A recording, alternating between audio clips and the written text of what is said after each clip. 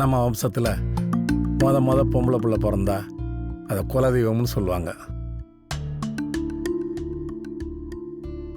அப்படி உன்னை நினச்சி தான் உன் கல்யாணத்தை ஒரு திருவிழா மாதிரி நடத்தணும்னு அப்பா ஆசைப்படுறம்மா. பாசத்தை கூட உன் மாமன் கோபமா காட்டி தான் பழக்கம். அவன் கண்ணிலிருந்து ஒரு சொட்டு கண்ணீர் நான் பெத்த பிள்ளையால வந்துச்சுன்னா அப்புறம் நான் வாழற வாழ்க்கைக்கு அர்த்தமே இல்லாமல் போயிடுமா.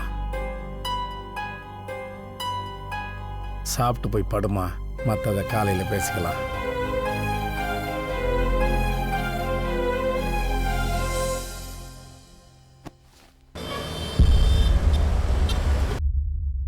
நீ சாப்பிடல?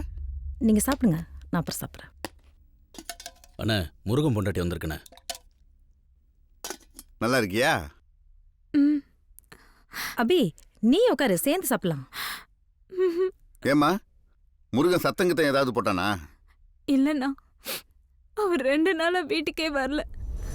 இங்க இருப்பாருன்னு நினைச்சுதான் நான் வந்தேன். இங்கேயும் வரலையே, நான் வீட்டுல இருப்பான்னு நினைச்சேன். கௌரி, அந்த முருகனுக்கு போனை போடு. அவர் போன் ஸ்விட்ச் ஆஃப்னா. எங்கேயாவது போறேன்னு சொல்லிட்டு போனானாமா? அப்பப்ப ராத்திரி வெளியில போவாரு, ஆனா காலையில வந்துருவாரு. அன்னைக்கு நைட்டு கூட வந்துறேன்னு சொல்லிட்டு போனவர் தான். அவனை தேடி பிடிச்சு அனுப்புறேன், நீ வீட்டுக்கு போ.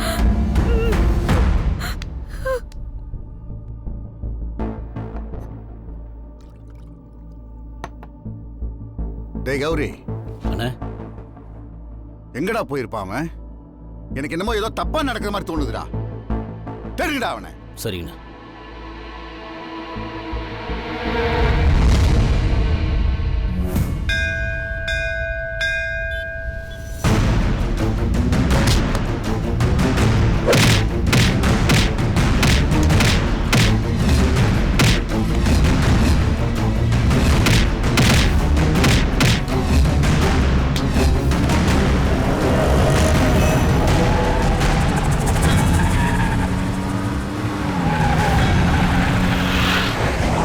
ஜீவா, இண்டு இடுக்கு மூளை முடுக்குன்னு கதிரவன் ஒரு இடம் விடாம ராவிட்டு இருக்கான்.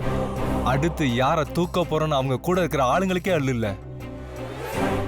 இறங்குனது, செஞ்சது, தூக்குனது நாம தான் அவன் கனவுல கூட நினைக்க மாட்டான். வருவான்டா, தேடி வருவான்.